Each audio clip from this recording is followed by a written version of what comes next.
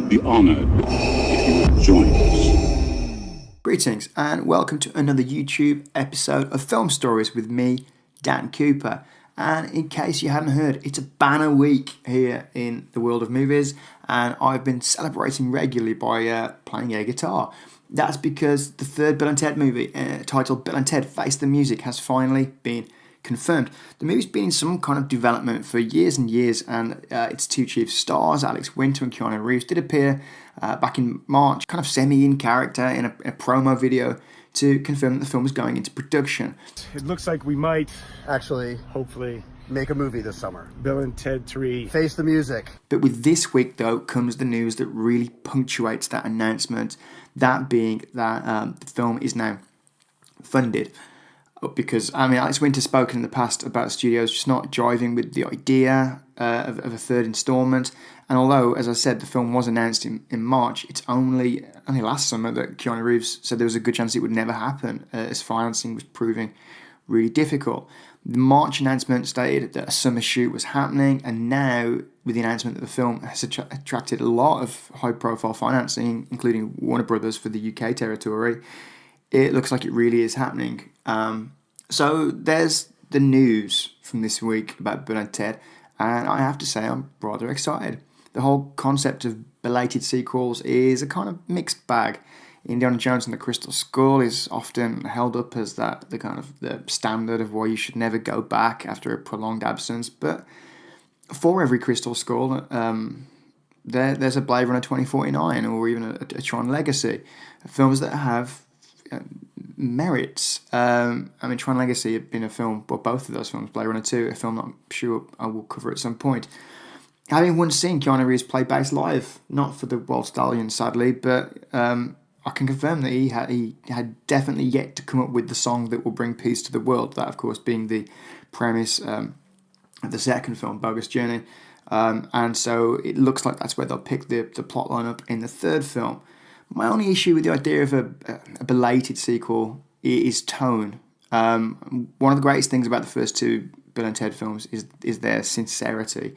You never get the feeling, say, as opposed to the Wayne's World movies, for example, which are around about the same time, which I also adore, but they had a sense of self-awareness about them. There was a lot of winking and mugging at the camera, a kind of archness and self-awareness that the Bill and Ted films never exhibited. There was just a complete earnestness to those films that I just adored. Fast forward, however, these characters to what will undoubtedly be some kind of existential midlife crisis, and there's a trend sometimes for these types of belated sequels to become very mopey and cynical. However, I'm confident that this capstone to the trilogy will continue that maxim of being excellent to each other by honouring the tone of the first two. It has the original screenwriting duo behind the story.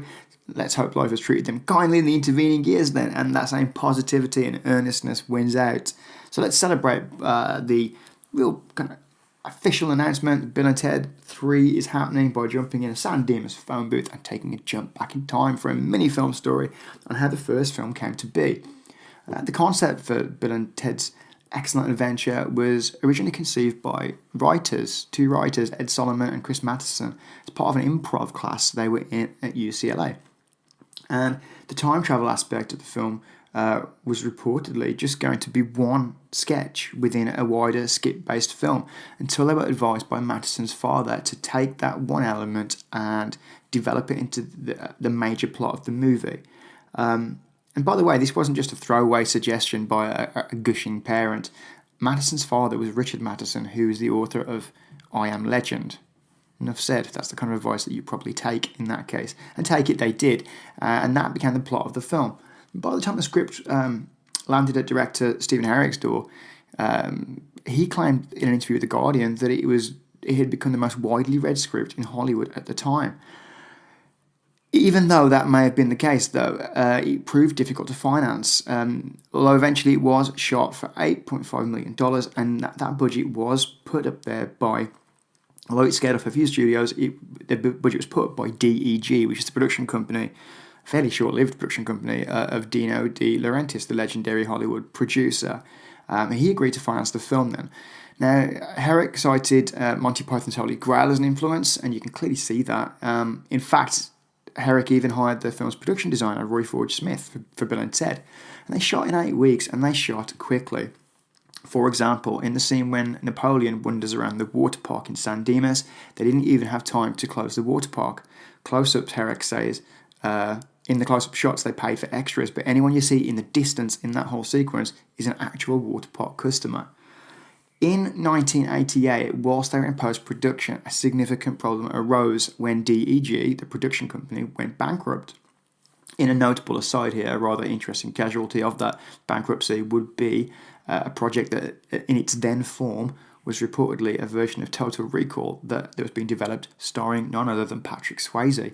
Add that to your list of imaginary films that you'll never see but really wish you could list. That project, of course, will get snapped up by Carolco, and you all know how that turned out.